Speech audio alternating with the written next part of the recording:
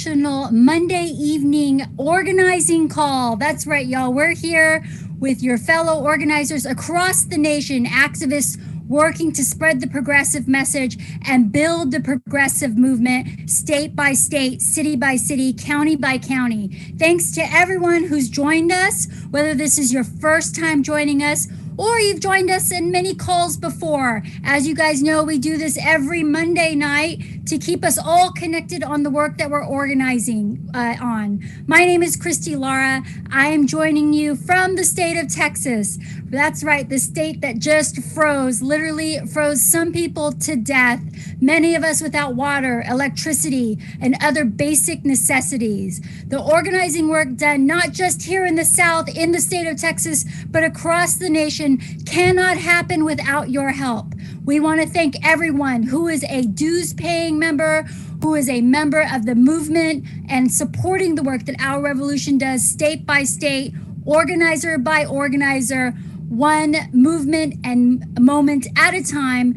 We again have our membership drive this February under dire circumstances. So we thank everyone who's been able to give. And if you haven't joined that effort yet, you know, we'll talk to you later about 5 reasons you can give $5 a month to help build the progressive voice and the progressive movement, not just here in the South, not just here in Texas, but across the nation right where you live. So stay tuned for that. We have a great show for you tonight. Senator Ed Markey is joining us, as well as Anna Eskamani, talking about the Fight for 15 in Florida. We have workers from Amazon joining us, telling us why it's important to unionize. If this is your first time joining us, we invite you to introduce yourself into the chat. Let us know what state you're joining us from, what city you live in, and what group you're organizing with. It will take every single one of us to lift the nation from the state that it is in now, to lift the state of Texas from the situation it is in now. And we need your help, your support, and your organizing efforts to get there. So again, put your name, what state you're organizing with, and what group you organize with. That way we can get to know each other. Tonight, again, we will be going over several issues that are facing organizers across the nation. You guys who have joined us, you know, every Monday night, many of you, thousands of people join us across the nation, and we thank you for your continued work, your continued efforts, and we thank those who are able to become members of the movement, supporting us not just in their deeds, but also financially as we continue to broadcast the progressive voice across this nation. If you've already become a member, let us know in the chat. We want to hear from you. We know you guys are the backbone of the progressive work that we do. So thank you for supporting us, not just in voice, but also financially. You can also sign up. We will drop the link in the chat. You can go to ourrev.us/2021 member if you want to become a member right now in this February membership drive. For as little as $5 a month, you can become a sustaining member. We have an excellent show for you tonight. We're going to begin that in just a moment. Again, my name is Christy Lara. I will be co-hosting tonight's show with our executive director, none other than Joseph Geevarghese, who's been working on the Fight for 15 for years, and we intend to continue that work now through the Biden administration. Joseph, can you take it from here? Thank you, Christy. Good evening, everyone, and welcome to our National Organize to Win call. My name is Joseph Geevarghese, and I am the executive director of Our Revolution. Tonight, we're going to be covering the Green New Deal, the Fight for 15, and a union, and talking about how we are fighting to change the Democratic Party into a truly progressive party. But before we get into the substance, I want to spend a moment reflecting on the word power.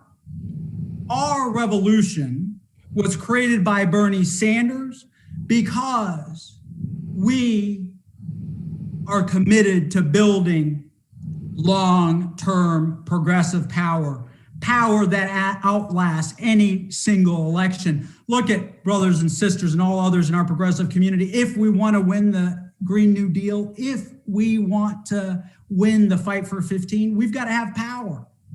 We haven't won those things because we are not powerful enough yet. So what is power?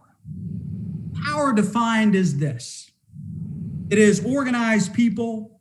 It is organized money moving around an organized plan to win.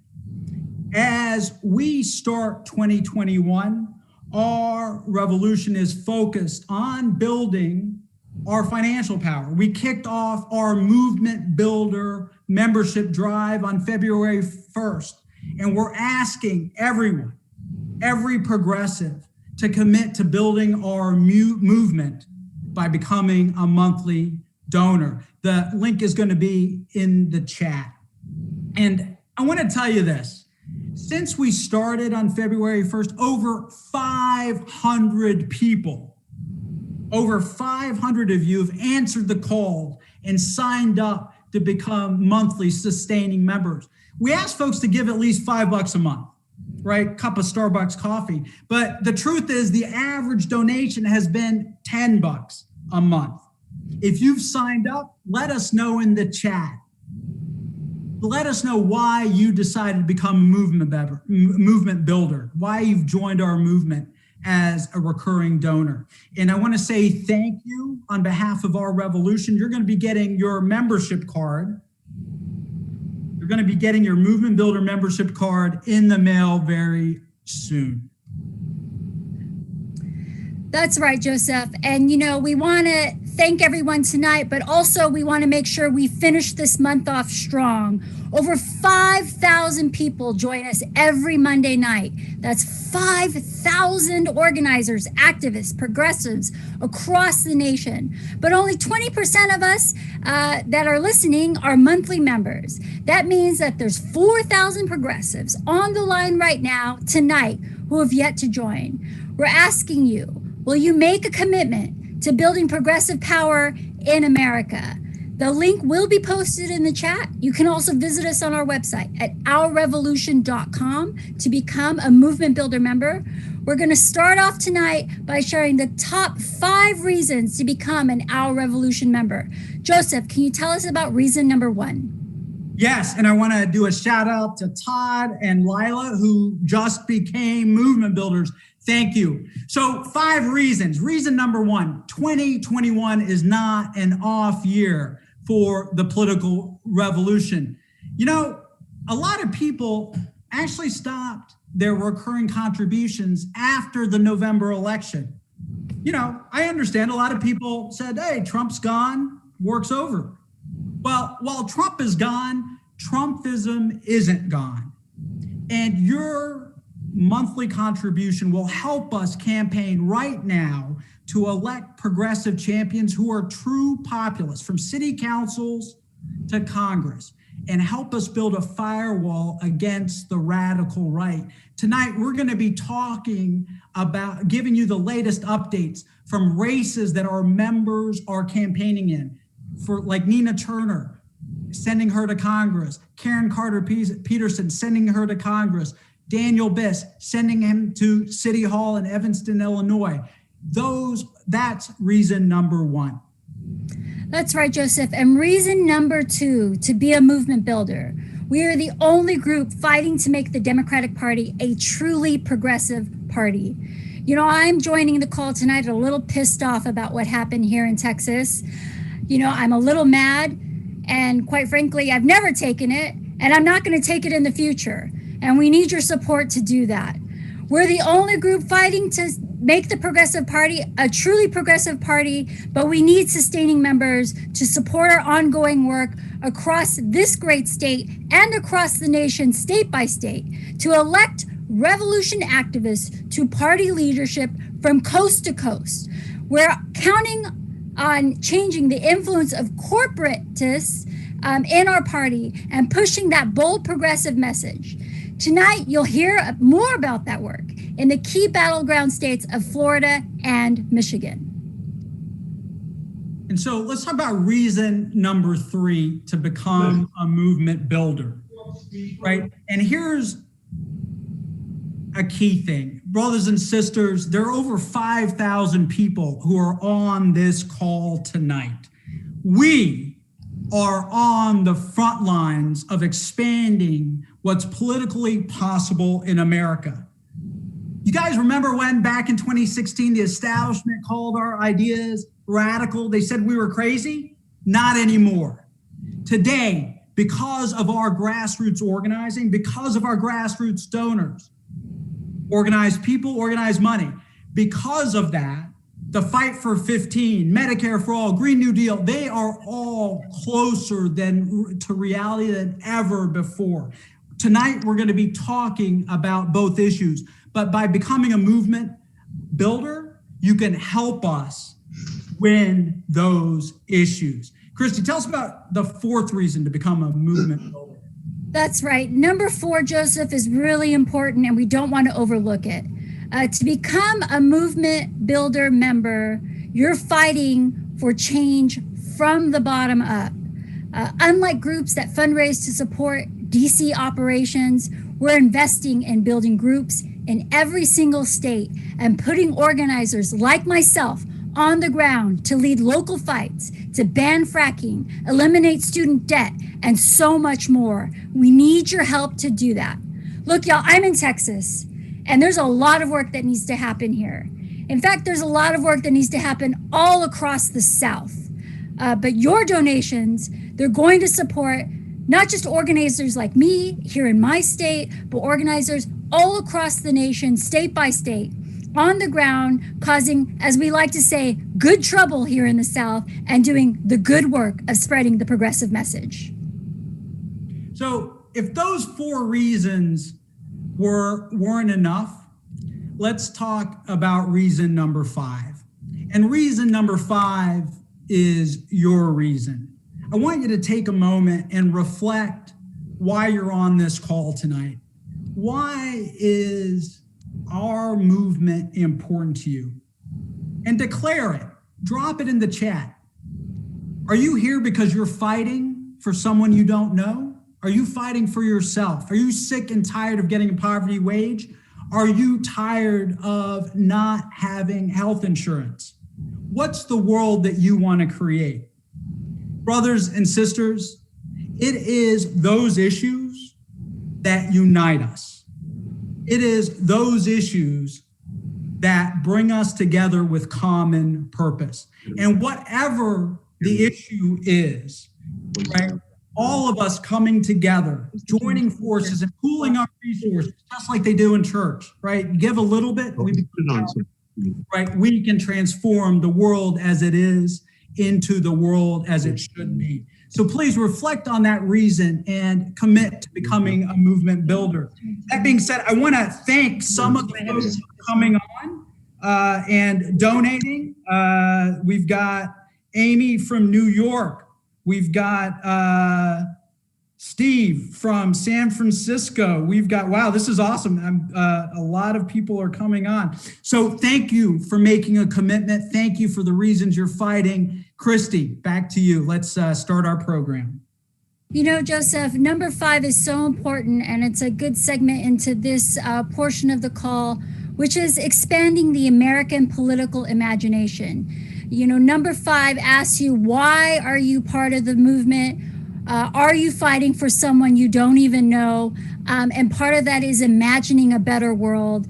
Today, once radical ideas like a $15 minimum wage, the Green New Deal, those are all now mainstream ideas. And people at one time said we were crazy for trying to work and fight for those issues.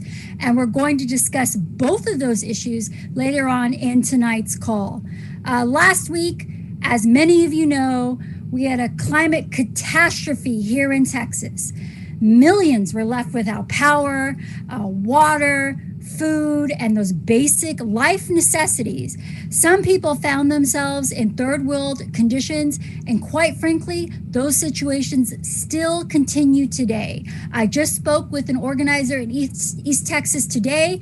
1,200 people in an East Texas town have not had water in over 7 days. And our organizers are out there delivering water to the elderly and people who haven't been able to leave their homes. Our pipes are busting, the plumbing is a mess, and it's only going to continue unless we organize the political will to change what's happening. All of us are asking in this state, how did this happen? For starters, the electrical grid here in Texas was deregulated and privatized to pad the pockets of the wealthy few. And that's why our movement is committed to ending such reckless greed with the Green New Deal and transform our energy policy. I would have none other more honored than I can tell you guys to have U.S. Senator Ed Markey as our first guest tonight.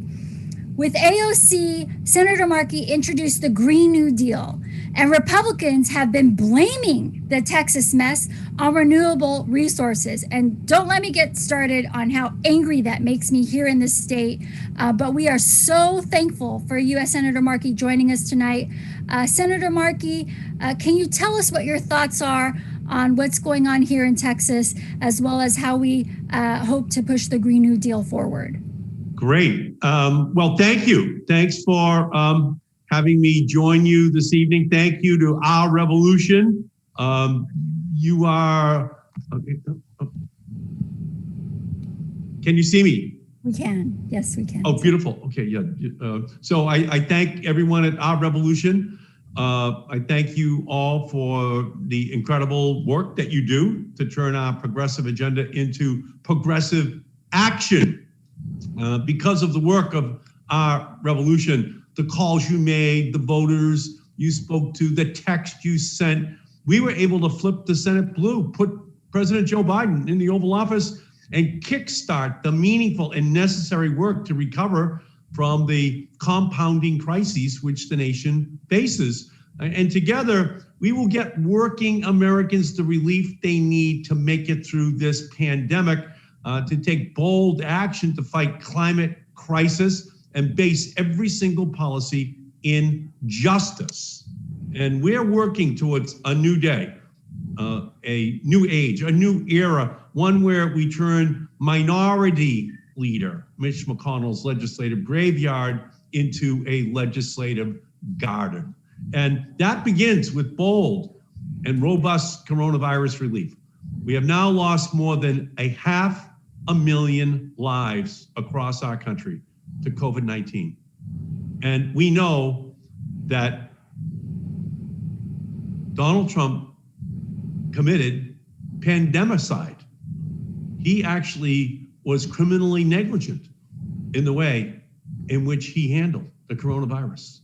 500,000 people, pandemicide. And as we know, there is an infodemic out there where the information isn't being given to minority communities in the same measure as we're giving it to white communities. And we know that Black and brown and immigrant, indigenous communities are much more impacted by this coronavirus. And these families are struggling to put food on their table, to pay for the heat, to cover the rent. And all across the country, communities of color are being left behind in the vaccine distribution. And I want to say this very clearly. Now is not the time to save pennies on COVID relief. We cannot go big enough. We need to pass the 1.9 trillion relief package that the House put forward today. We need to get $1,400 checks in the hands of every American, and then we need to make it recurring. We need to provide utility debt relief so that when this crisis ends, our families are not saddled with months of gas and electricity payments the way they will be down in Texas. We need to invest in our vaccine distribution so that these shots are not only accessible, but so that this process is equitable.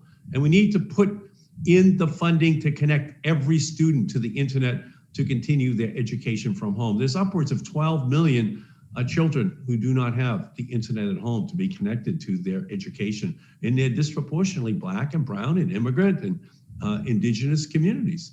And we're not gonna be able to build back better without building back greener. As you said, just 2 years ago this month, I introduced the Green New Deal with Alexandria Ocasio-Cortez, and nothing has been the same since we introduced the Green New Deal. It has energized a generation in our country and people all across the world. The European plan is called the Green Deal. We created something that built the energy, that changed the politics of 2020 in the United States of America. And we need to invest in bold, clean energy technologies and green infrastructure projects to create millions of good paying union jobs and get our economy back on track. We know that the Green New Deal can be our blueprint for recovery. The planet is running a fever. There are no emergency rooms for planets. We have to engage in the preventative care of our planet. All over Texas, people are suffering now because of the leaders of Texas who refused to accept the scientific reality that climate change was happening and that Texas could be dramatically adversely impacted by climate change. What's happening up in the Arctic, and the Arctic is the fastest warming ocean in the world, is now impacting Texas because it's changed the Arctic jet streams. That's what's happening. That cold is coming down from the Arctic. And Texas politicians have just refused to accept the reality that you have to spend the money in order to protect against climate change. They tried to blame wind. They tried to blame solar. Well, let me just tell you something. Iowa has 40% of its electricity that comes from wind, 40%. They have winters in Iowa, but Iowa has the most reliable grid in the United States. So unfortunately, for the people of Texas, they have these prevaricating politicians who are trying to blame the Green New Deal for their own actions. And we got Ted Cruz heading to Cancun. We got the governor who is blaming the Green New Deal. All of it is a part of the denial, the climate denial, because of the total control which the Republican Party has over, is controlled by the fossil fuel industry. It's just a wholly owned subsidiary of the fossil fuel industry. And what we need to say, and we're going to say, because this is our moment, that the Green New Deal will create millions of new jobs in clean energy. It will overhaul our transportation system to make it more climate smart. It will upgrade buildings to be energy efficient. It will build a smart grid, a grid that can withstand the cold. It will restore watersheds, natural ecosystems, and it will be justice for communities of color and low-income communities that have always borne the worst burdens of climate change and its toxic pollution. Throughout the coronavirus crisis, we have seen the disproportionate toll that the disease has taken on our frontline communities, stemming from decades of poor air quality standards and discriminatory environmental policies. We know we can win. We know we can pass a Green New Deal because of the army of climate organizers like each of you. Climate has become an electoral powerhouse. Climate voters, especially young people, came out during the last presidential election. They came out in my race to hold candidates accountable for bold climate plans. And it's because the Green New Deal supercharged the debate on climate. It changed the entire dynamic and put intersectional climate action at the forefront of national issues. The decisions we make in response to this pandemic will shape policymaking for years, if not for decades to come. We need to ensure that our future is defined by justice and equality, a future where a democracy that works for all Americans thrives. But it is going to take quite a bit of work to get there. And we cannot fold. We cannot settle for the mushy middle. We need to be bold and act brave because this moment demands it. What makes our democracy strong is the participation of its people. That's why we need bold and aggressive electoral reform, including automatic and online voter registration. We just saw what happened in Georgia. A miracle. We won 2 Senate seats. The experts did not have that on the scoreboard at the beginning of last year or even the beginning of this year, because the system was made to work.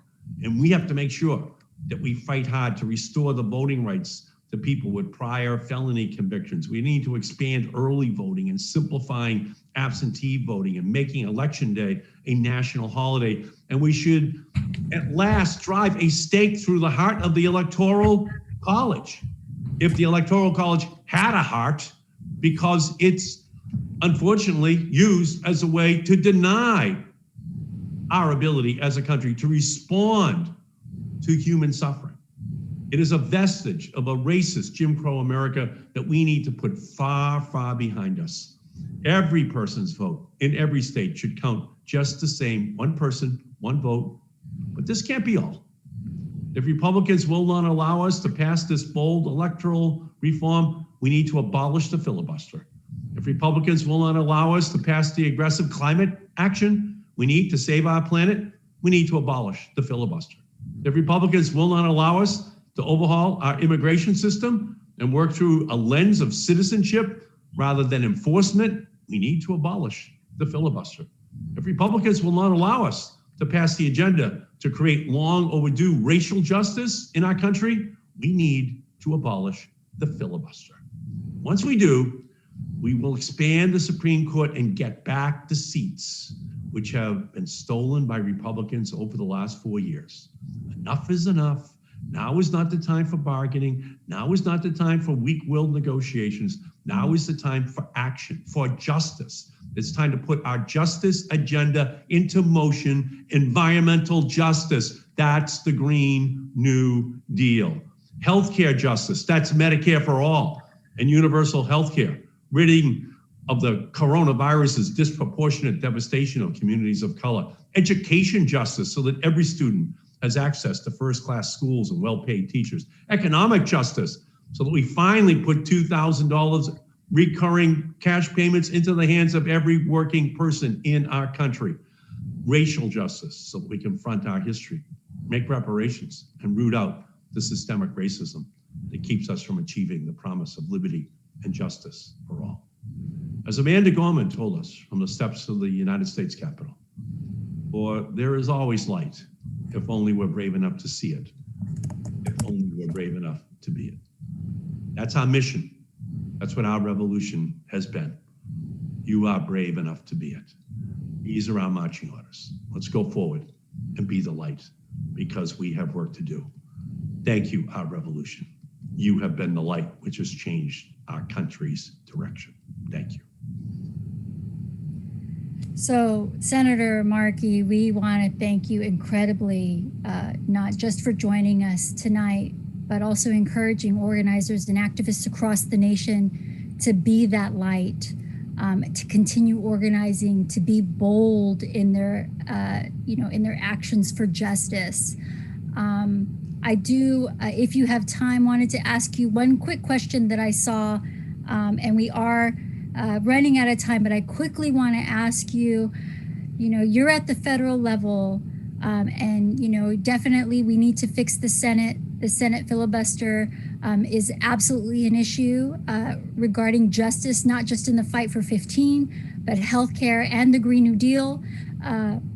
What can people do at the grassroots community level, at the county level, to help push not just the Green New Deal, but the fight for 15 and all of those organizing issues like healthcare justice in their towns and cities? Well, join our revolution. Help our revolution, because that is a grassroots juggernaut across our whole country. Our revolution doesn't agonize, it organizes. And now that we've got control of the Senate and the House and the presidency, now we have to work in 2021 to make it one of the most magical political years of all time in passing progressive legislation. So we need people at the local level, at the state level, to be pushing, to get your friends, to get your family members, to be organized, to be communicating to your House and Senate members that you want big change, that it's time, that the country needs it right now. Families need it. Our planet needs it. And we just need you to keep your energy level high. Winning the election was great, and it wouldn't have happened without our revolution. But the whole point of elections is to actually pass legislation now that we've won. So you have to stay in the game. For politics, it's not just a sprint, it's a marathon. You have to just keep going. And if we do, generations from now, people will look back and say, that election in 2020, and then what the Congress did in 2021, signed by Joe Biden, is one of the most pivotal years in the history of our country. So just keep your energy level high, get out there, keep working, and with the wind at our back legislatively that you are going to be creating, we'll make this a legislative year that will be remembered forever in our country's history books. Thank you so much, Senator Markey. Such a pleasure and an honor to have you on tonight. You know, my goal in life is to one day see a representative as bold and as progressive as you from the great state of Texas. And I believe if we keep organizing, if we keep pushing, if we raise the voice of the progressive movement, we will see that come into fruition. We do need your help to get there. I see lots of people who have donated to Our Revolution. Thank you to those who have contributed, new members as well as continuing members. Again, you can find that link at ourrevolution.com. We'll drop that link in the chat. So many new sustaining donors tonight, and we thank you for organizing all of these issues coming together. COVID, healthcare, the fight for 15, the Green New Deal. These are the issues we must continue to organize around. And we thank you, Senator Markey, as well as AOC and every bold progressive organizer, not just at the federal level, but the state level, as well as the local, county, and city level. Joseph, thank you so much. And I will say this, when AOC and I introduced the Green New Deal 2 years ago, it was criticized by Fox News, by the fossil fuel industry. It was criticized by many Democrats as well. Well, 2 years later, we've got the governor of Texas lying about the impact that the Green New Deal has upon electricity supply in the state of Texas. That's a victory for the grassroots of our country. That's a victory for this incredibly bold, visionary, game-changing legislative agenda, which Our Revolution stands for. So thank you all so much for everything you're doing and what you're going to do to continue this revolution. Thank you. Thank you, Senator. Joseph, back to you. Amazing message from our brother Ed Markey, U.S. Senator from Massachusetts. There's one thing he talked about that I want to touch on, the mushy middle. Our revolution is about picking a side. We are forcing politicians to pick a side. You're either with the people or you're with the bosses. And speaking of the mushy middle, this week, the Fight for 15 is on the table in Congress as part of the COVID relief package. That's right, the Fight for 15 is on the table. As Our Revolution board chair Larry Cohen told the Daily Beast, it's now or never. There is no next time. If this doesn't get done in budget reconciliation, it's not going to get done at all. That's a direct quote from our chairman. And let me tell you why. The budget reconciliation process will allow us to pass a $15 minimum wage with 50 votes, plus the Vice President, Kamala Harris.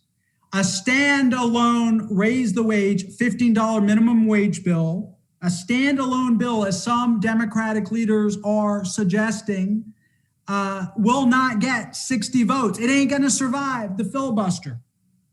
It's now or never. We need it in the budget reconciliation bill. But here's the problem. Bring it back to mushy middle. Biden is backtracking on 15. Politico reports that he told a bipartisan group of elected officials, hey, it looks like we can't do it, even though he campaigned on it. Not only is Biden backtracking, we've got centrist Democrats in the Senate, like Manchin and Sinema, who are not committing to Fight for 15. We got to hold the line. The Biden White House is not leading the charge, right? Who do we have on our side? We have progressives in the House. Progressives like Pramila Jayapal and members of the Congressional Progressive Caucus. They are leading the charge to keep 15 in the House bill, to keep 15 as part of the COVID relief package. That is critical. They've got to hold the line because we don't think the Senate's going to stand up for 15. We don't think the president's going to stand for 15. We need every House member to keep 15 in the bill. That being said, I want to send a message to the mushy middle. You know what? It is not okay to backtrack on your commitment to fight for 15. Thousands of workers, low-wage workers, Black and brown, have been going on strike since 2013. They have said enough is enough. We want a living wage. And they voted for a Democrat president, Democratic House, Democratic Congress, because you promised to fight for 15. And the other thing I want to say to the mushy middle, like, not only does your base support 15, it's also popular with Republicans. In fact, in Florida, a state that Trump won, the $15 minimum wage got more votes. A ballot measure promoting raising the wage to $15 an hour got more votes than Trump.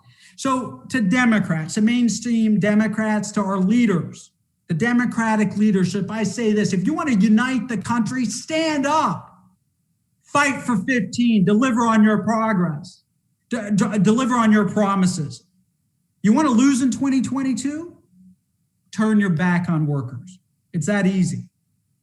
Get a spinal column, get a backbone, and get out of the mushy middle. So, Christy, let's talk about the fight for 15 in Florida.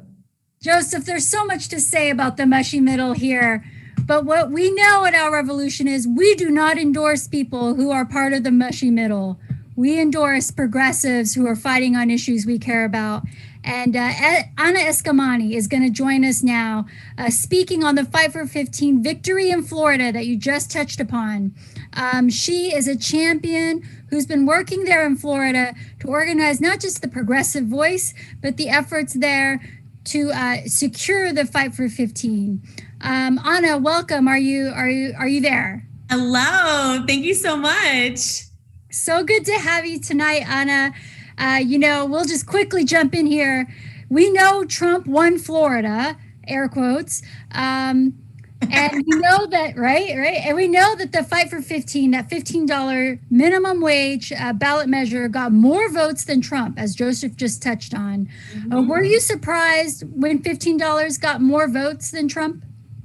I was not surprised because, again, as we've talked about, I mean, people care about how much money they have in their pocket. And especially during the pandemic, when we saw essential workers become spotlighted for helping us put food on the table, to take care of our seniors in assisted living facilities. We celebrated the essential worker, and yet when it came to hazard pay, not available. When it came to earned sick time, not available. And when it came to their wages, Florida has been known for our starvation wages. It's something that my Republican colleagues brag about as being a pro-business state. And yet folks are working 2-3 jobs just to make ends meet, to pay their bills, to keep a roof over their head. And so to get the opportunity to vote, to increase my salary or to increase the salary of my children or of my parents or of my cousins, I mean, it doesn't surprise me to see the overwhelming support for a $15 minimum wage compared to the lack of support for Democrats in Florida. Because again, this issue transcends party lines. An eviction notice does not care what your party is. The debt that somebody carries from student loans does not care what your party is, and really became a rallying cry for all of us to build a multiracial, multi-class, and multi-generational movement towards progressive change here in the Sunshine State. Ana, or I should say Representative Eskamani, right? As AOC would say, put some respect on it. Despite the popularity of $15 an hour, the radical right-wing Republicans in your state, are trying to subvert the will of the voters by lowering the minimum wage rate for prisoners, for workers convicted of felonies, and for those 21 years of age and younger. Who can you tell us, Anna, who is behind this force, this effort to keep poor workers poor? Not just in Florida, I consider you a sister state. Florida, Absolutely. Part of the South, Texas, part of the South, two gigantic behemoths that we have to organize to flip. Who is trying to organize these efforts on the right side?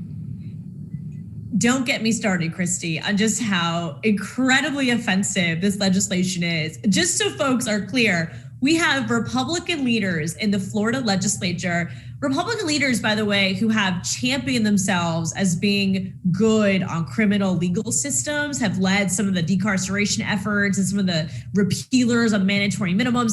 These are guys that act like they're progressive on some of these fronts, right? Same exact lawmaker is who files a bill to completely undermine the will of the voters for a $15 minimum wage by excluding people that he defines as being unhireable.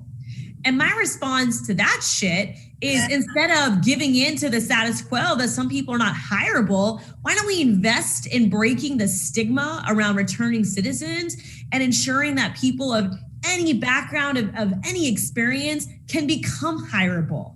Let's ban the box. Let's invest in trainings. Let's ensure that we're not just putting people into our prisons without any type of resources to actually be able to rehabilitate their lives. And that is the problem with politics today, is that we continue to look towards the status quo to maintain the difference between the haves and have-nots. And of course, locking people into poverty for decisions they made in the past. It is one of the most offensive policies I've ever seen. It's worse that it comes from someone who says they champion criminal legal systems, because guess what? The best way to keep someone from going back into prison is to get them a good paying job so they can pay their bills on time. And then irony is that Florida wants to take away the ability for returning citizens to get their rights back because they want you to pay for all your fees and fines. How am I supposed to pay for my fees and fines when I ain't got a job to even pay for my fees and fines? Like, it just doesn't make any sense. And those of us who are organizing against this effort are everyday on the ground people. I mean, our unions have been the champions of these programs and these efforts. I stand in solidarity with Fight for 15 since I was a college student who just felt committed to supporting workers like my mom who we lost to cancer in 2004, and she used to keep a sheet of paper in her wallet where she wrote down her wages, and her wages never went up past the minimum amount in Florida. And so I look at stories like of my mom. I think of hardworking, good people in Florida who just want to get by, and they want to save money for their children. They want to live the American dream, and yet we continuously pull it away from them. And so I feel very confident this bill is not going to move because the backlash has been so real. But these are the tactics that they're coming up with, and we have to be mindful of that. And we mentioned the mushy middle. I've always called them squishy Democrats, but I like mushy middle too. But I am sick and tired of squishy Democrats, y'all. You got to stand for something, right? And the sad part about our efforts in Florida on this very issue on economic justice and ensuring folks can sustain themselves and their families is that we have Democrats who either don't care about it or actively don't support it for fear of upsetting their corporate donors. And again, for me, I saw this in the chat earlier. If there's a business that their model of success requires to pay workers less than $15 an hour, maybe they shouldn't be in business, because that is not a model where everyday people can survive on, and happy workers make happy results for all of us. And I can't think of a better stimulus than putting money in the pockets of people. The dollars we spend in corporate giveaways, if we stop that, we could put money into the hands of the American people, into the hands of the good people of Florida, and they would spend it to keep this economy up and running, and they would also create jobs along the way. Anna, it is such a pleasure to have you tonight. I could listen to you all night long, sister. We appreciate you. The chat is on fire, y'all, with so much love for Representative Escamani. We are going to have to keep the show moving, but we appreciate you being here. We appreciate all the comments in the chat.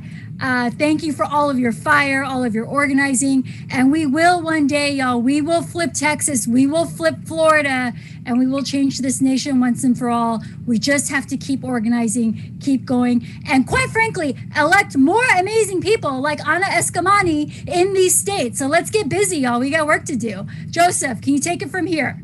Sure. So we've been talking about the fight for 15. And, look, what Representative Escamani is doing shows that this is winnable. We can win this issue in Florida. If we can win in Florida, we can win it on Capitol Hill. But that being said, the fight for 15 wasn't just about, the strikes that powered the fight for 15 weren't just about a $15 minimum wage. The fight for 15 was always about the fight for 15 and a union. And I want to spend a moment talking about the union part of that because it's important and it's not getting talked about enough. Today in America, union density is at an all-time low. It's at an all-time low. Less than 6% of workers in the private sector are part of unions. That downward trend correlates with income inequality. The less workers that are in unions, the more workers that are poor. I want to point to those stars that are there, right? That was another point in history in the 20s and 30s when unions were weak. And you know what we had? You know what what turned it around and led to a surge that got us to 35% union density? It was a strong president who wasn't part of the mushy middle. And that president was FDR. When workers went on strike, FDR picked a side. He used his power. He said, if I was a worker, I would join a union. And he used the power of government, just like Anna said, right? If you can't pay a living wage, maybe you shouldn't be in business. Well, what FDR said is if you can't pay a living wage, if you can't respect union rights, you're not going to be able to do business with the taxpayers of the United States of America. This message sent a clear message to corporate bosses. Don't screw with workers and don't screw with unions. But since then, Democrats have backtracked on labor. There's a big union fight coming up right now in Alabama. 6,000 Amazon warehouse workers are going to be voting right now in mail ballots for the right to form a union. And the reason we're going to talk about that is because President Biden has yet to pick a side. He's talked about being like FDR. Here's his moment. Say you're with the workers. Say you're with them. Say you think every worker should have the right to organize. Look, this silence is deafening, and I'm going to tell you why. Amazon has been breaking the law. It's been fundamentally violating the rights of their workers to organize, and that's unacceptable. They've been surveilling workers. They've been intimidating workers. They've been firing workers. It's got to stop, and we need the president to pick a side.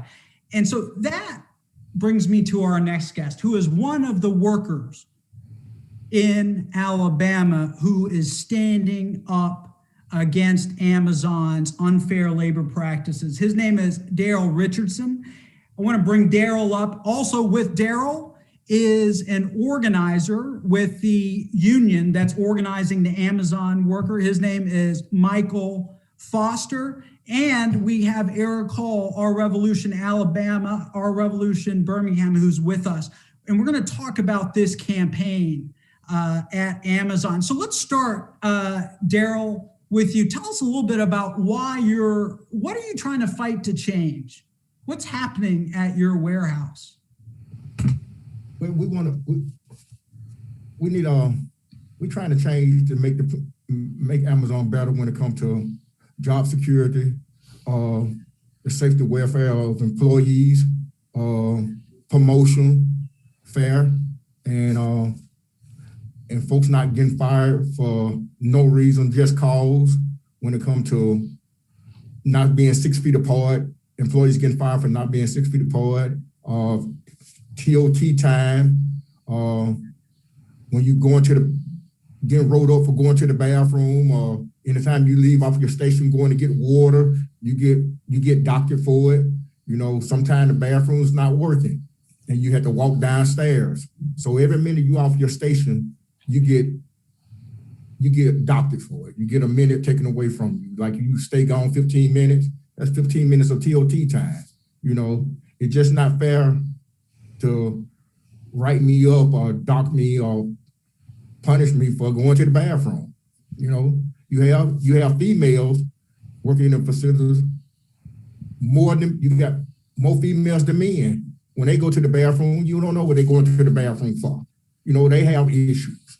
You know, they stay in the bathroom an hour. That's an hour TOT time. 2 hours of termination. So it's just not fair how they do employees. And it just needs to be changed. And Daryl, like what you just said, I mean, and I just want to bring this home, brother. So we're right in the 21st century, and you're telling me you work at a warehouse, an Amazon warehouse, and we all know Amazon, right? Because it's coronavirus time, we're all getting packages delivered. Their profits are off the wall, right? Record-setting profits and revenues in December 2020 because of the coronavirus. But you're telling me you work in a place where they don't give you bathroom breaks. Is that right? Exactly. You work in a place where there isn't drinking water. Exactly. You work in a place where they don't have AC, and you're in Alabama. Exactly. Right. What the hell is wrong with Amazon?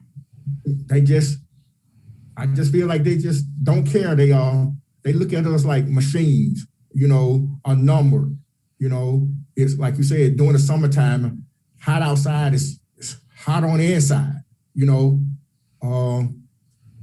And then you working 10, 11 hours a day with just 2 breaks.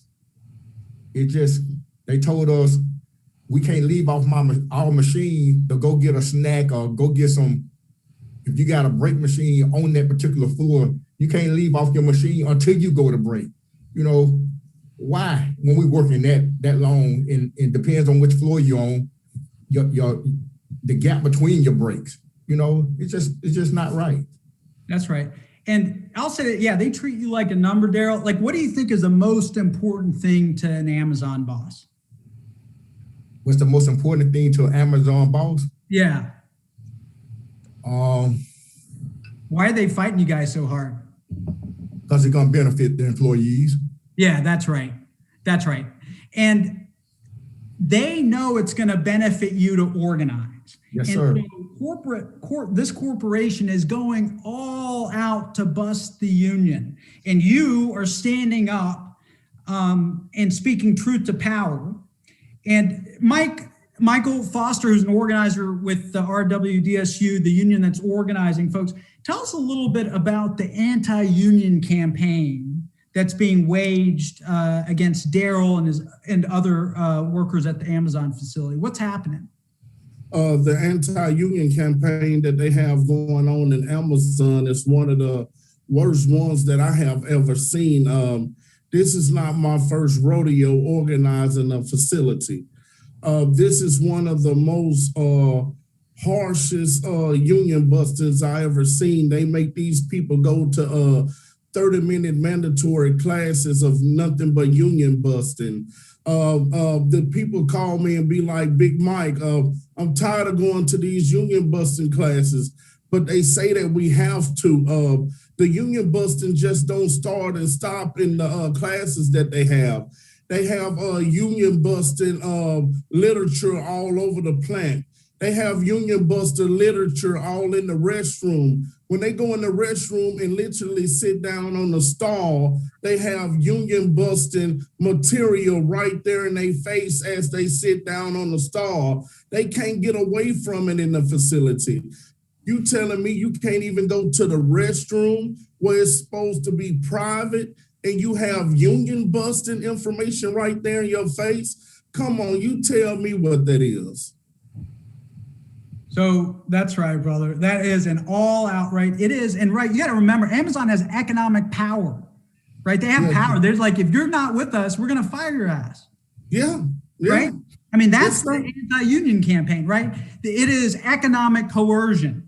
And so let me ask you this, brother. Like, what do you think Joe Biden could do? And if he spoke out, do you think it would make a difference with workers like Daryl? Many of them probably voted for Joe Biden. I mean, I just think anybody with authority, Joe Biden, anybody like that, the vice president, or anybody like that would definitely put an explanation point on what we're trying to do. And what we're trying to do is help the lower class Americans have not just a minimum wage, but a living wage. And that is something that we're striving for the RWDSU.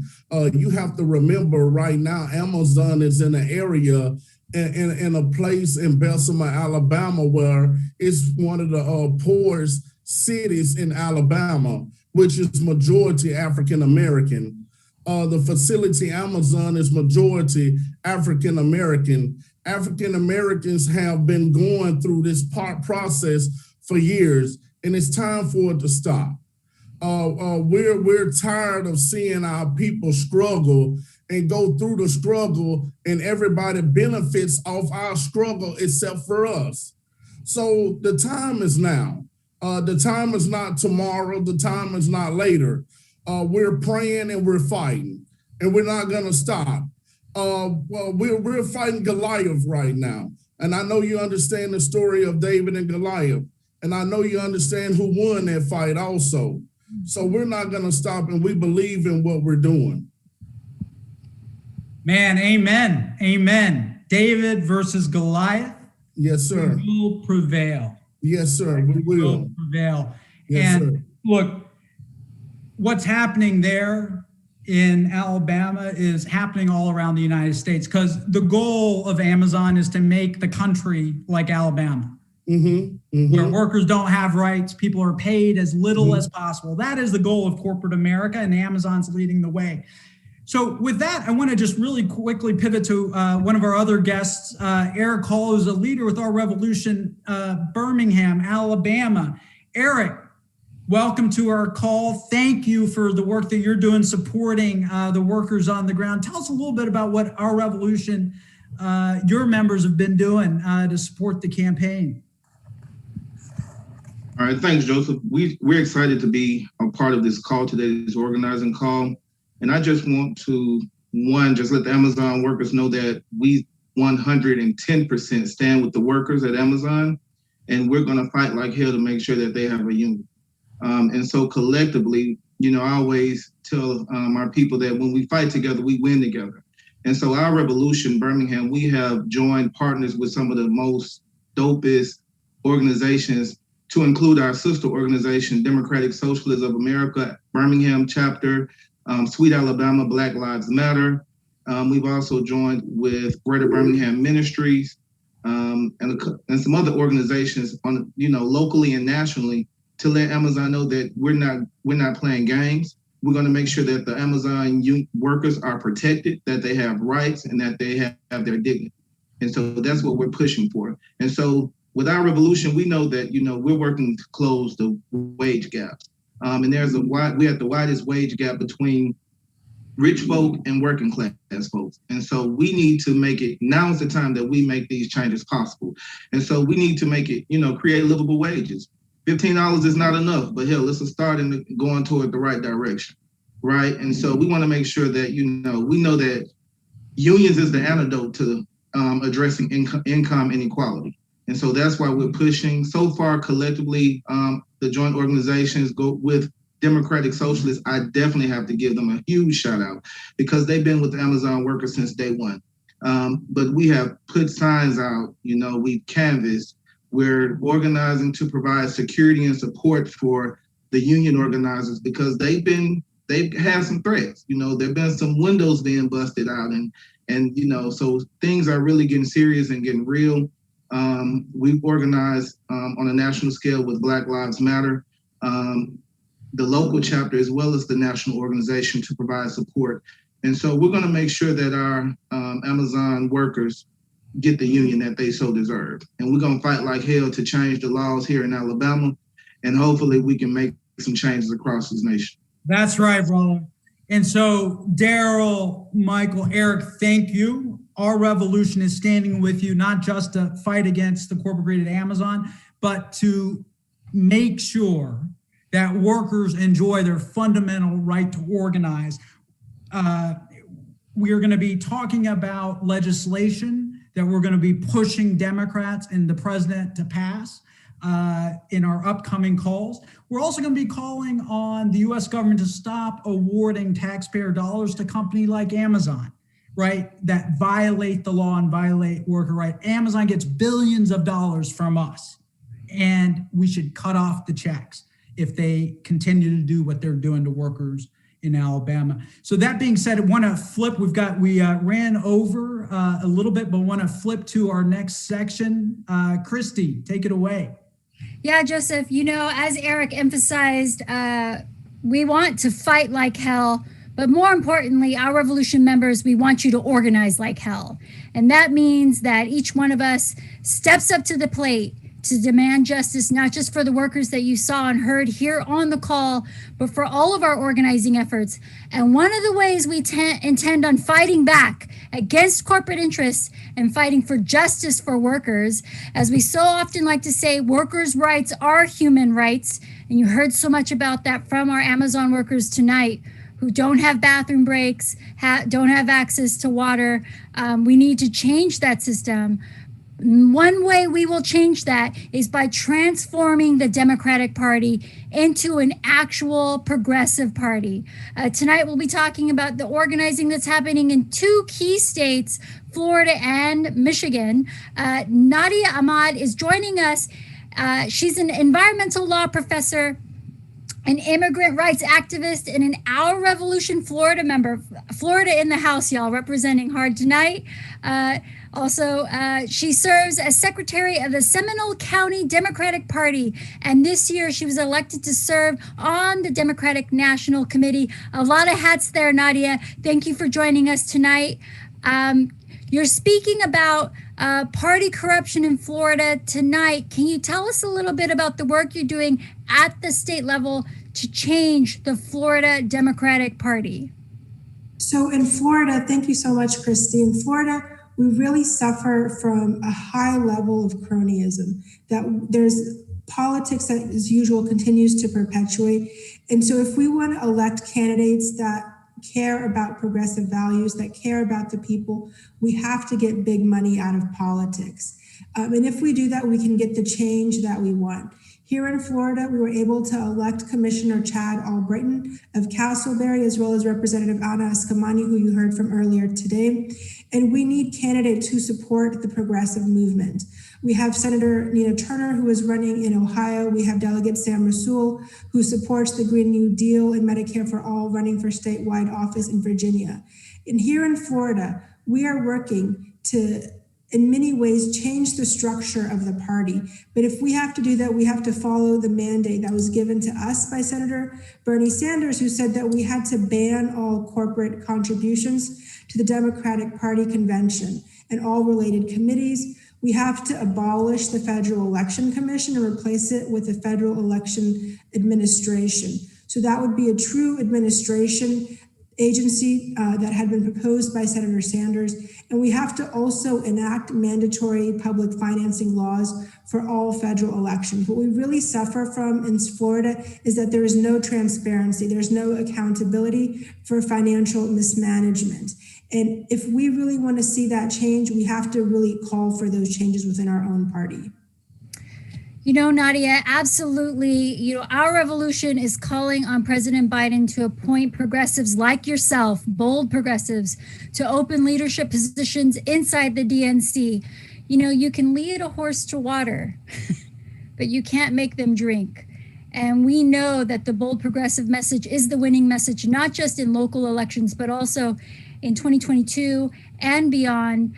For those that want to join that effort, you can sign up by clicking on the link in the chat. You can also visit our website at ourrevolution.com to find out more information on creating a progressive DNC. We want to appreciate all of the work that you're doing there, Nadia, and we'll certainly hear from you in the future on the work that you're doing there in Florida and for the nation. Thank you. Thank you, Nadia. You know, we're the only group. People always ask, what makes our revolution different? We are one of the few groups working to transform the Democratic Party. Just like you heard from Nadia, who's doing the work of actually pushing the party progressive. We do that both locally and we do that nationally. Your monthly contribution is going to help us continue that work to raise voices like many of the progressives you heard on the call tonight, not just the voice of workers, but the voice of people working within the party, outside of the party. And it will take every single one of us to get the change that we need. You can continue that support and that work by visiting ourrev.us/2021 member if you have not done so yet. And if you have done that, we want to thank you. Our next guest that we are going to talk to is Preston Vanelstein. Preston is an Our Revolution Michigan local organizer, and he's helped local leaders like Michelle Dietrich run a slate of progressives to lead the Michigan Democratic Party Justice Caucus. He's also leading a campaign to get the Michigan Dems to support canceling student debt. So a lot of this work that you guys hear that were federal campaigns, we're bringing that to the local level. Preston, thank you for joining us tonight. Can you tell us about running a progressive slate for the Justice Caucus there in Michigan? Sure. Thank you so much, Christy. So great to be here with everyone, see the chat so active, see where everyone's from and what they're doing and organizing. Like Christy said, my name's Preston. I use he, him, his pronouns, and I'm an organizer here in Michigan with Our Revolution. And I just wanted to share a bit today about the work we've been doing and some recent wins we've had organizing at the state party level. So we've been working really hard and organizing to do the work of actually building a more progressive Democratic Party. And we won some really crucial victories that I'm excited to celebrate with you all. So first, we successfully helped to recruit and elect a slate of diverse and progressive candidates to the leadership of the Michigan Democratic Party's Justice Caucus. And the Justice Caucus was the first progressive caucus within the party. And it has a long legacy of doing really important work. Our organizing is reinvigorating the caucus, and we are already beginning to organize within the party, sponsor progressive initiatives, recruit, endorse, and campaign for progressive candidates. And then in addition to the Justice Caucus, we also worked with a few allies to help elect a more diverse leadership to the state's Progressive Caucus. And in addition, as Christy mentioned, doing the work of bringing some of the national fights to the state and local levels. We worked to build support and successfully passed our resolution calling for immediate cancellation of all federally held student loan debt at the state convention. And we won because we organized ahead of time by helping with live stream, supporting local group about canceling student debt. We organized a petition drive, and we got the resolution itself passed in 3 congressional districts, as well as a few caucuses within the party before it went to a vote at the state level. And because of that strong support we built in advance, and because of the organizing work that we did, the resolution passed at the state convention this past Saturday. And then finally, in addition to that work, we had several Our Revolution members who were elected or reelected to the state party's central governing body, which is the State Central Committee. And so I just want to say that these victories could not have happened without the work of so many folks here in Michigan who are willing to roll up their sleeves, get to work. And because of Our Revolution, we know that when we organize, we win. And that's something that we've proved. So I want to give a special shout out to Janet Cannon, Don Mongrain, Hetty Briggs, Susan Steigerwalt, and so many others who supported us in texting, recruiting volunteers, and candidates emailing, so much more, advocating in their congressional districts. I also, of course, want to thank the national team at Our Revolution for their support as always. I'm super heartened by these victories here in Michigan, super excited to continue organizing. And with that, I'll say thanks everyone again and pass it back to Christy. Yeah, thank you so much, Preston. It's a pleasure having you tonight. Again, if you want to support organizers on the ground, state by state, please think about becoming a Sustain member. We quickly want to close out the call with a couple of announcements. First, you can volunteer for amazing activists, organizers, candidates. You can go to ourrevolution.com/volunteer to find out how you can help local candidates. Nina Turner, we will be having a fundraiser for her tomorrow. We'll also be having a phone bank for Karen Carter Peterson. You can find out more by visiting the website. Daniel Biss, Our Revolution candidate for mayor in Evanston, Illinois, has an election tomorrow. You can find out more information by visiting our website. Finally, we want to make sure that you visit our website to find out about all the candidates that we've endorsed and supported at the local level. 2021 is not an off year, y'all. Remember that. 2021 is not an off year. There's so much work to do at the local level. We hope you can join us, and we will finish the call out with our chant.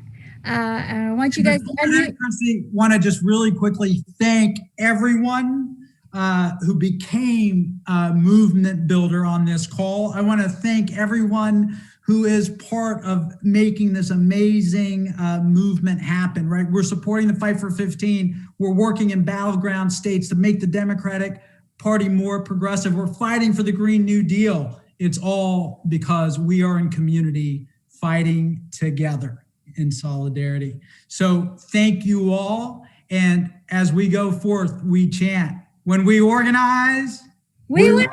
When we organize, we win. When we organize, we win. Good night, everyone. Thank you. Everyone.